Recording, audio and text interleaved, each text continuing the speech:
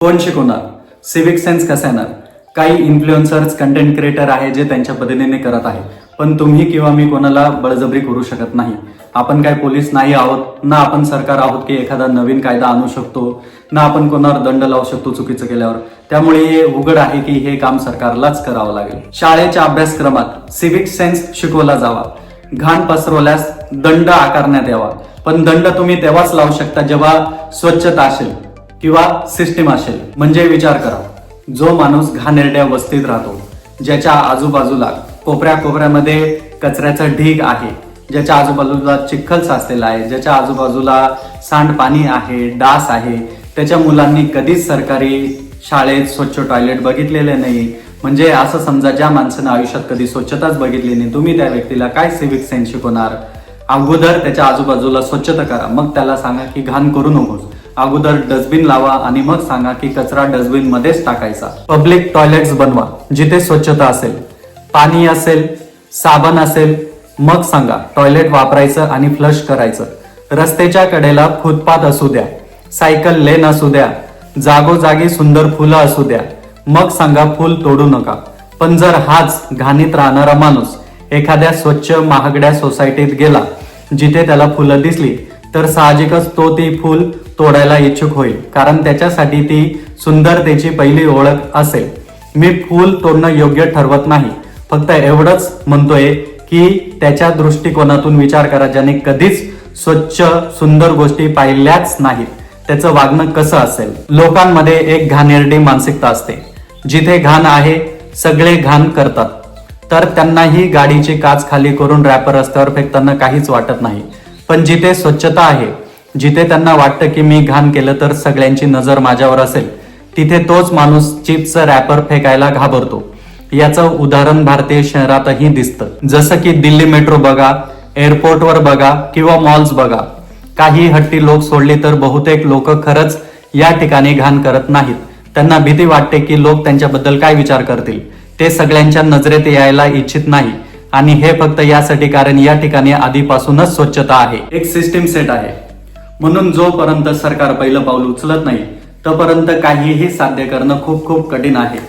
म्हणून जे लोक 30-30 रुपयाने डिलिव्हरी करतात, जे मोफतच्या रॅशनसाठी मजबूर आहेत, ज्यांच्या गल्लीत झाडं नाही, स्वच्छता नाही, ज्यांनी स्वप्नातही स्वच्छतेबद्दल विचार केला नाही, तर त्यांच्या आजूबाजूला स्वच्छता कशी असेल?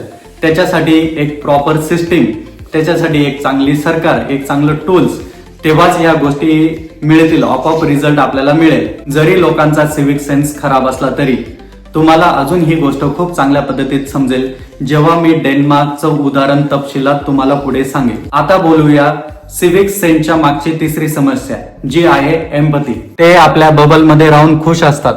कोट्यावधींचे फ्लॅट्स घेतील, अपार्टमेंटमध्ये स्विमिंग पूल असेल, लॉन टेनिस ग्राउंड असेल, जिम असेल, सगळं असेल, पण त्याच्या आजूबाजूच्या वस्त्या घाणीत बुडालेल्या असतील, कचऱ्याचे डोंगर असतील. अनेक शहरांचे ड्रोन इमेजेस मध्ये श्रीमंत आणि गरीब यांच्यातला फरक स्पष्ट दिसतो. एक भिंत दिसते, या भिंतीच्या बाजूला राहणाऱ्या श्रीमंत लोकांनी कधीही स्वप्न पाहिलं नाही की संपूर्ण शहर सुंदर असावं. सामंती मानसिकता लोकांच्या डोक्यात खोलवर बसलेली आहे. यांच्यात कम्युनिटीची भावना नाही. विचार करा, अंबानी, अडाणी सारख्या अब्जाधीशांकडे इतका पैसा आहे की ते पूर्ण शहर नाही तर किमान शहराचा मोठा भाग तरी पूर्णपणे स्वच्छ करू शकतात, पण ते त्यावर पैसा खर्च करणार नाहीत. ते करतील या घाणीच्या मधोमध आपल्या एक उंच महाल उभा, त्या महालात सगळी लक्झरी भरतील, पण खिडकी बाहेर काय दिसतंय? कचरा, घाण, याची त्यांना पर्वा नाही. श्रीमंत लोकांना वस्त्यांची काही घेणं देणं नाही. वरवर फक्त स्वच्छतेबद्दल बोलतील, पण कचरा कसा कमी करायचा, वेस्ट डिस्पोजल मेकॅनिझम कसं सुधारायचं, कंपोस्ट पीट कसं तयार करायचं, चांगलं अर्बन प्लॅनिंग कसं करायचं, यावर सविस्तर कोणीच बोलायला तयार नाही. लोकांच्या मनात कम्युनिटीची भावना निर्माण करण्यासाठी कुठलेही भगवान गौतम बुद्ध अवतार घेऊन येणार नाही. म्हणून त्यांचा संदेश मीच तुम्हाला सांगतो.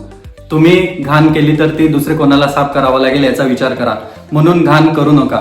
आणि फक्त घराच्या बाहेरच नाही तर ही गोष्ट घरातही लागू होते. घरात जिथे जिथे तुम्ही पसारा करता, विखुरलेले सामान, घाणेरडी भांडी, बाथरूम मध्ये साचलेले कॅल्शियम, त्याची जबाबदारी स्वतः घ्या. हॉटेलमधून चेकआउट करताना रिकामी पाण्याची बाटली, रिकामे पॅकेट स्वतः कचरा पेटीत टाका. रेस्टॉरंटमध्ये जेवण झाल्यावर भांडी टेबलच्या एका कोपऱ्यात गोळा करून ठेवा, जेणेकरून वेटरला उचलायला सोपं जाईल. पुढच्या वेळी बिल्डिंग मधून बाहेर पडताना तुमच्या मागे येणाऱ्यासाठी दरवाजा धरून ठेवा. ज्या दिवशी हे छोटे छोटे बदल तुमच्या वागण्यात येतील त्या दिवशी तुमच्यात एम्पॅथी जागी होईल. साफसफाई करणं ही काय लाजिरवाणी गोष्ट नाही, ही अभिमानाची गोष्ट आहे. साफसफाई कर्मचाऱ्यांना सन्मान द्या. स्वतःचा कचरा कसा वेगळा करायचा ते शिकून घ्या. पब्लिक प्लेस मध्ये जर तुम्ही व्हिडिओ बघत असाल तर एअरफोन लावा. दुसऱ्यांना त्रास होईल असं वागू नका. या सगळ्या गोष्टी आपल्याला विद्यार्थ्यांना शाळेत शिकवाव्या लागतील. दुसरी गोष्ट म्हणजे एक संपूर्ण सिस्टीम उभं राहावी लागेल आणि शेवटी तिला टिकवण्यासाठी काही नियम बनवावे लागतील. हट्टी लोक प्रत्येक देशात आहेत, विकसित देशात सुद्धा, पण अशा लोकांना शिक्षा केली जाते. शिक्षा काही मोठी नसावी, फक्त 500 रुपये दंड किंवा 1 दिवसाची जेल. म्हणजे ज्या लोकांनी घाण केली असे कोणतेही लोक वाचणार नाही, त्यांना 1 दिवसाची जेल किंवा 500 रुपये दंड भरावाच लागेल. असं केल्याने हळूहळू सिव्हिक सेन्सची भावना जागृत होईल. समाजाच्या हिताला स्वतःपेक्षा वर ठेवणं ही भावना डेन्मार्कच्या लोकांमध्ये कोरोनाच्या काळात दिसून आली. भारतातल्या काही लोकांचं म्हणणं आहे की सिव्हिक सेन्स आणण्यासाठी कठोर शिक्षा आणि काही दिवस जेल करणं गरजेचं आहे, पण त्याच्यापेक्षाही 100 पट प्रभावी गोष्ट म्हणजे एम्पॅथी. दुसऱ्यांमध्ये एम्पॅथी जागा करणं, एकमेकांबद्दल सहानुभूती असणं, आणि ही गोष्ट डेन्मार्कच्या लोकांमध्ये दिसून येते. डेन्मार्कमध्ये लोक एकमेकांची काळजी घेतात, शेअर्ड स्पेसेस मध्ये नियम पाळतात, पब्लिक हायजीन राखतात, आदराने वागतात, कारण त्यांच्यात सोशल अवेअरनेस आहे आणि तेवढंच सिव्हिक सेन्ससाठी पुरेसं आहे. खरं तर अजून एक कारण आहे, तिथे जातीवाद नाही. गरीब असो, साफसफाई कर्मचारी असो, हॉटेलमध्ये हाऊसकीपिंग स्टाफ असो, त्यांना माणूस म्हणून पाहिलं जातं. तेथे साफसफाईच्या कामाला सन्मान आहे. भारतात अजून लोक ओला कचरा आणि सुका कचरा वेगळा करण्यातच गोंधळतात, पण डेन्मार्कमध्ये कचरा 10 वेगवेगळ्या कॅटेगरीज मध्ये वेगळा केला जातो. काचेसाठी वेगळा डबा, मेटलसाठी वेगळा डबा, प्लास्टिकसाठी वेगळा, पेपर वेगळा, फूड आणि ड्रिंक कार्टन्स वेगळे, कार्डबोर्ड वेगळे, टेक्सटाईल वेगळे, फूड वेस्ट वेगळं, हेझार्डस वेस्ट वेगळं अँड रिसेड्युल वेस्ट वेगळं. लोक कोणाची वाट पाहत नाही की कुणीतरी येईल आणि माझा कचरा 10 प्रकारात वेगळं करेल. लोक आपल्या घरीच 10 वेगवेगळे डबे ठेवतात, 10 कंपार्टमेंट्स बनवतात आणि गोष्ट इथेच संपत नाही.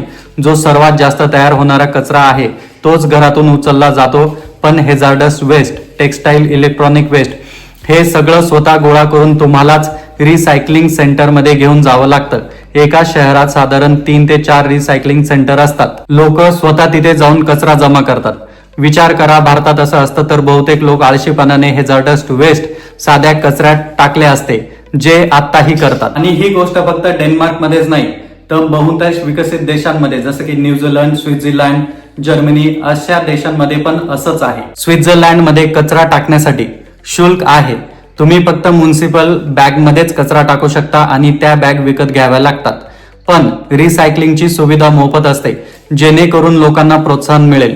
रिसायकलिंग मधील सर्वात मोठं आव्हान म्हणजे प्लास्टिकच्या बाटल्या आणि अल्युमिनियम कॅन्स.